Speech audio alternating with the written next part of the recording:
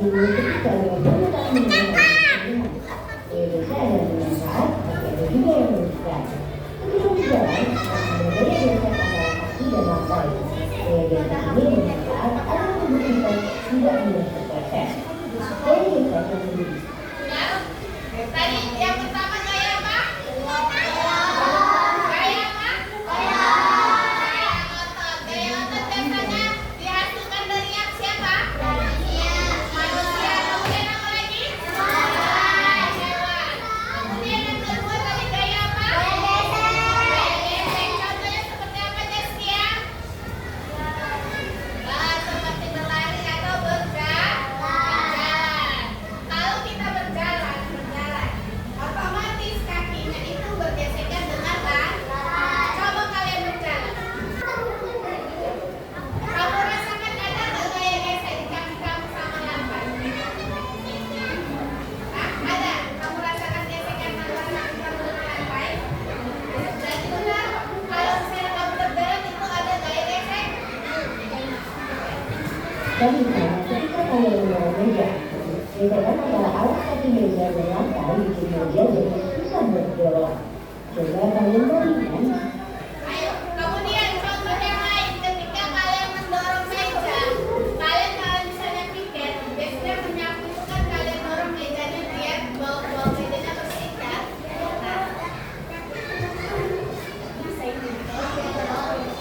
Sudah. Nah, sebagai gantinya karena ini tidak ada meja, coba kalian dorong kursi kalian. Dorong kursinya. Dorong kursinya. Pakai tangan lah. Dorong. Nah, ketika kamu mendorong kursi, itu ada gaya gesekan nggak? Gaya gesekannya berasal dari mana? Dari kaki. Dari kursi dengan lantai. Kalau kalian mendorong kursi atau mendorong meja itu berat nggak? Berat nggak? Iya, itu juga dampak negatif dari gaya gesek. Jadi gaya gesek itu nggak hanya bersifat positif tapi ada negatifnya, yaitu ketika kalian mendorong atau mendorong meja atau mendorong kursi, jadi bebannya itu lebih berat. Kan? Apa yang ibu bilang kalau dampak negatif dari gaya gesek?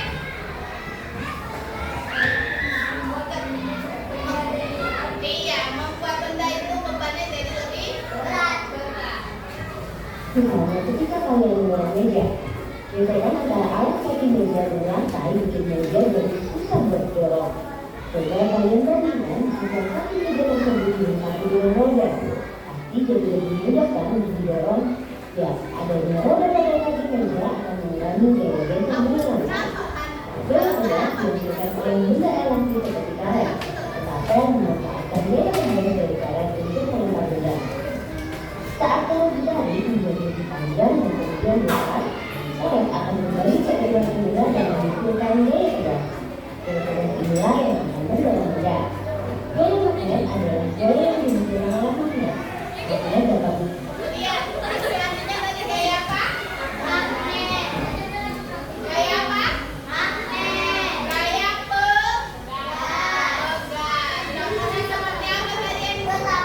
Iya, seperti ketapel. Tadi kan udah ini bilang kan waktu di kelas. Nah, itu termasuk gaya pegang. Ketika kalian menarik ketapel kalian ke belakang, itu otomatis dia memiliki tarikan, memiliki gaya pegasnya.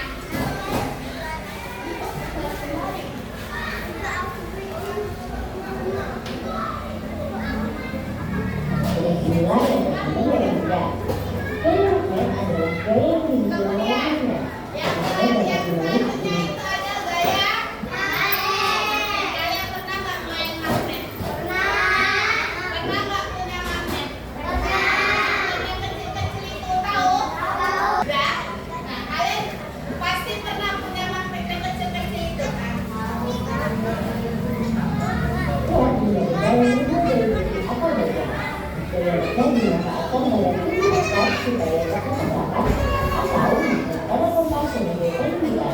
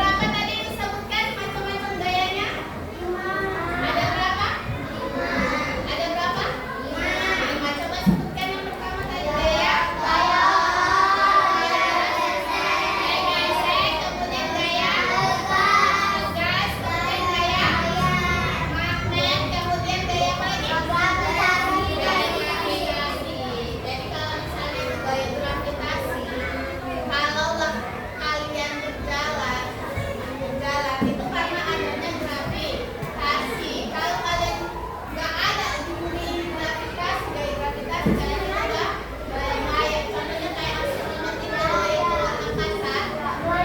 Nah, itu disebabkan karena dia tidak ada gaya gravitasi. Itu loncat-loncat nih. Bola-bolanya jatuhnya ke bawah nggak? Iya kan? Tetap ke bawah itu jatuhnya kan? Itu karena adanya gaya gravitasi. Jadi apa pengaruh gaya terhadap benda? Siapa yang tahu apa pengaruh gaya terhadap benda? Apa pengaruhnya, apa dampak yang ditimbulkan ketika ada gaya? Tahu? Nggak tahu, maka kita simak video ini. Kita budidayakan. Sudah. Sudah. Jadi apa tadi pengaruh gaya terhadap benda? Yang pertama, contohnya ketika kamu mengayuh sepeda, yang tadinya gayanya bendanya itu diam, sepeda itu diam atau benda hidup? Benda mati atau benda hidup? Mati. Hah? Mati kan?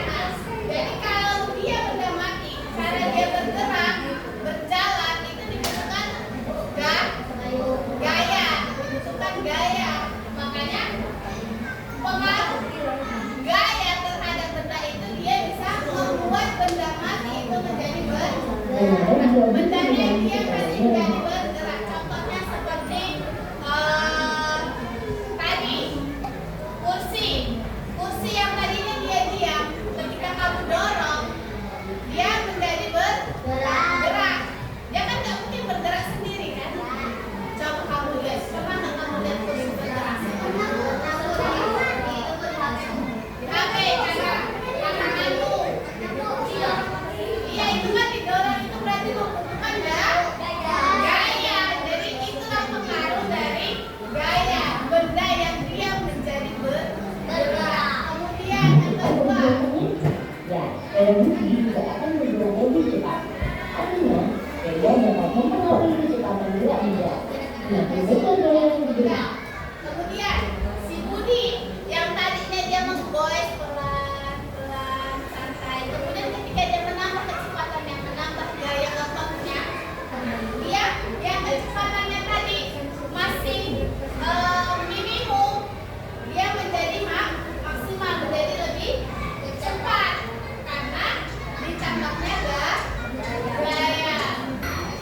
Ayo mulai.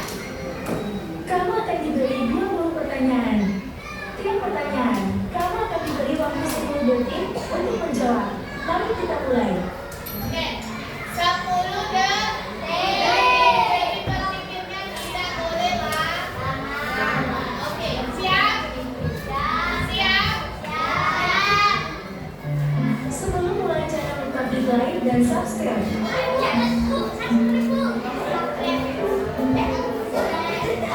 Soal pertama, Semua bentuk tarikan dan dorongan disebut A.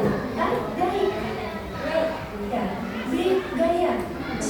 Energi. Oke, semua bentuk tarikan dan dorongan disebut apa? B apa? Gaya. Apakah benar?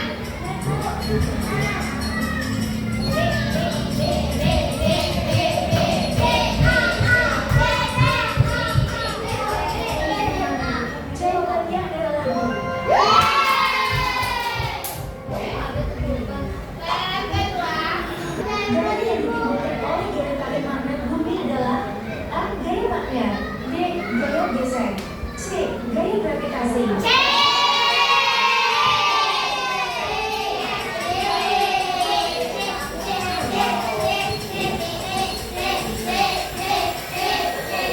Jawabannya adalah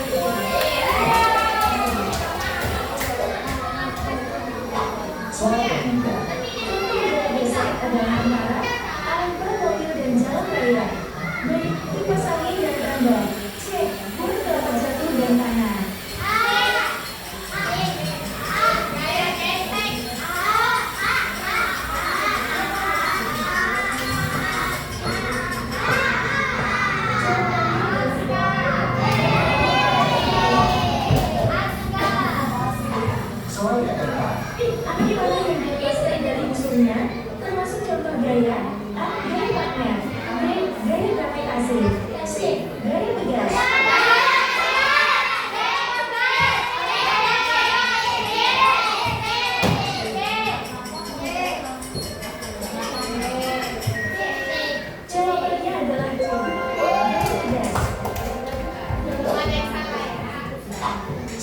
kelima. Buat jatuh selalu ke bawah, hal itu menunjukkan adanya gaya dorong, gravitasi. C.